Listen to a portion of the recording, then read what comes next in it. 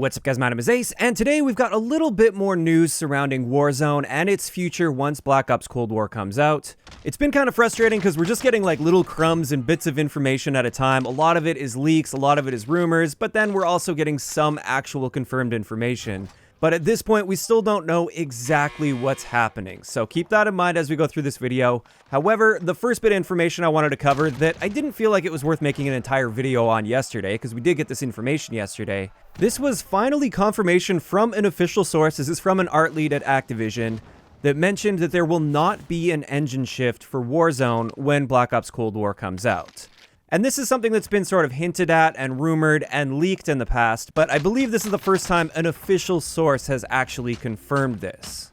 So what this means is once Black Ops Cold War comes out, Warzone is going to be seeing a bunch of additions from Cold War, a bunch of content's going to be coming over from Cold War, and that has also been confirmed by Activision in the past, and we've talked about that already.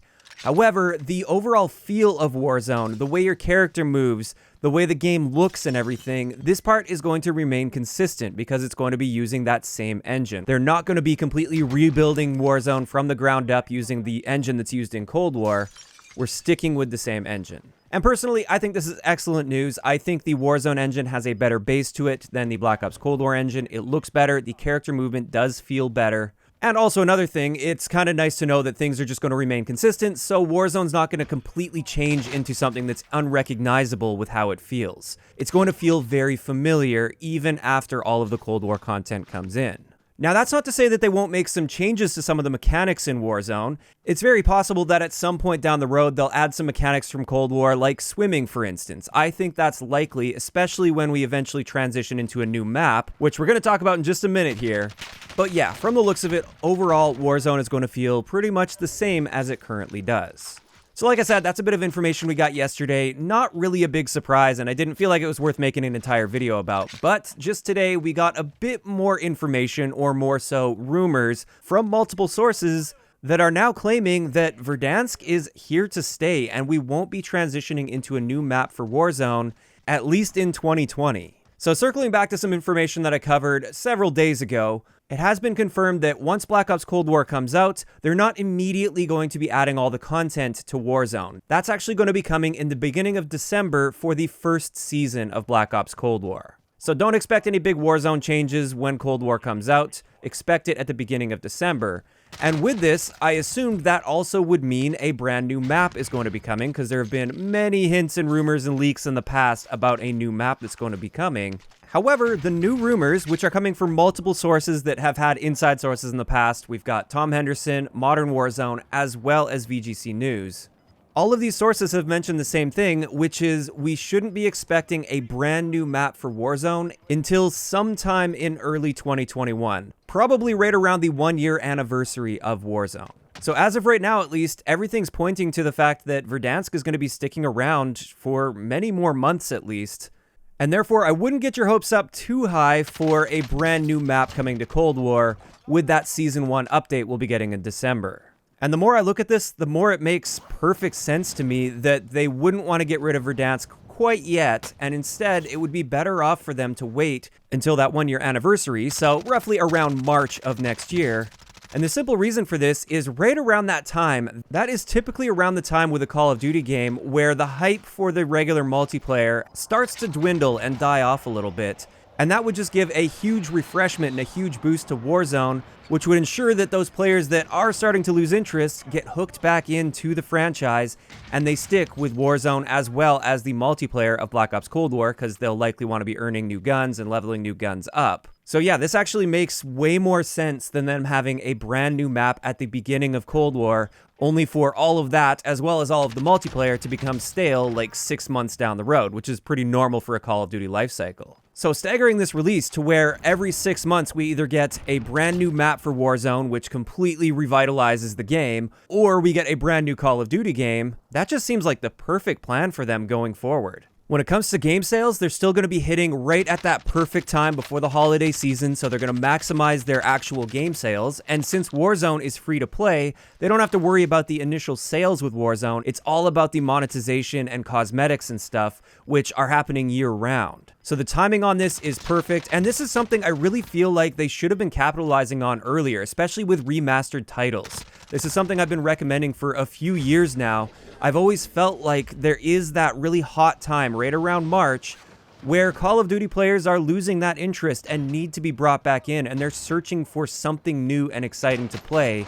And previously, I thought this is where remastered Call of Duties would be best. If you were to launch a new remastered Call of Duty every March, then it would keep a lot of those people hooked within the scope of the Call of Duty franchise instead of branching out into other franchises and other games so that they're continually spending money on Call of Duty.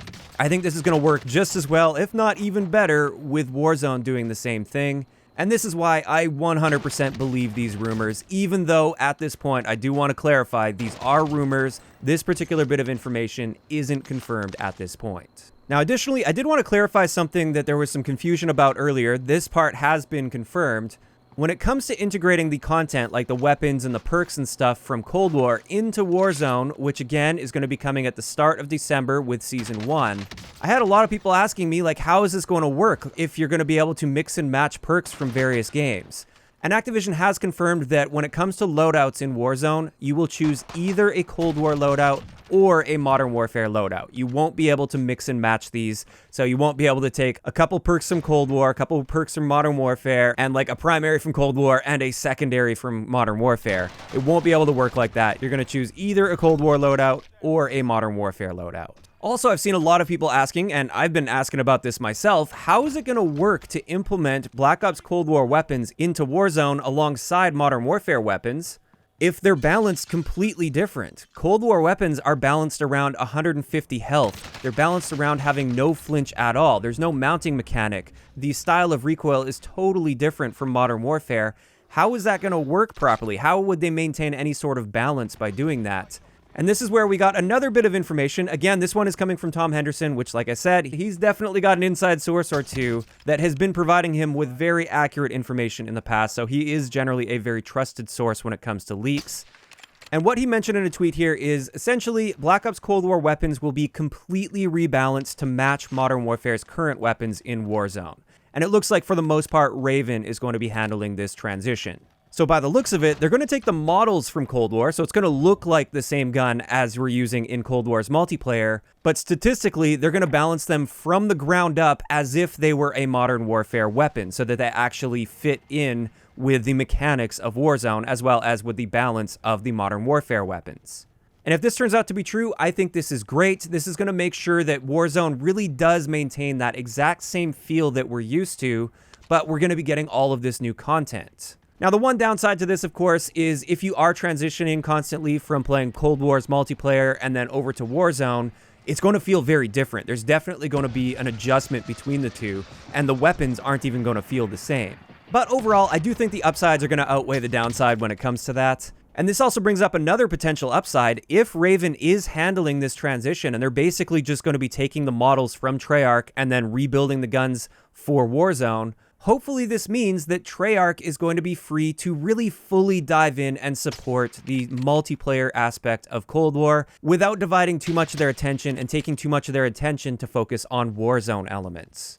This is something that I feel like for the past couple years actually with Call of Duty, because even with Black Ops 4 we had Blackout, I feel like a lot of the developers' attention was sort of stolen by the Battle Royale aspect of the game. And in a lot of ways, it's felt like the standard 6v6 Call of Duty experience, which is, for many of us, what we look for in a Call of Duty. It's the reason we buy Call of Duty. It often feels like they've pushed that aside and their main focus has been more on the Battle Royale side of things.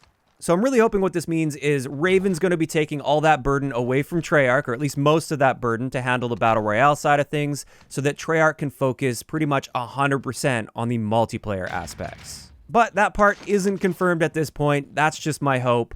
And this is where I want to hear from you guys. What do you guys think of all of this new information about Warzone going forward? Do you think it makes sense that we're not going to be seeing a brand new map for Warzone until around that 1-year anniversary mark for Warzone?